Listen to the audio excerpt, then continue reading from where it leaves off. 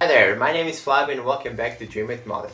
Today I'm going to show you the entire process of creating the belt buckle as seen in Uncharted 3. This item came with the Uncharted 3 Collector's Edition, but unfortunately I never got the chance to buy that edition back then. So I decided to model this item for myself. So without any further ado, let's see how I created this item.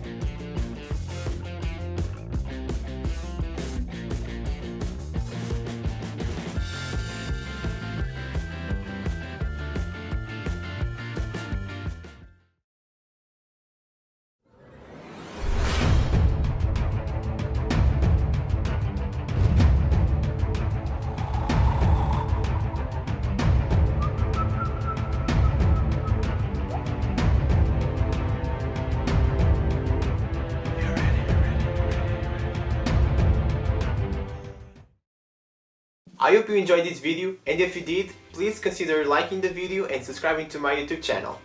Thanks for watching, and remember, dream on!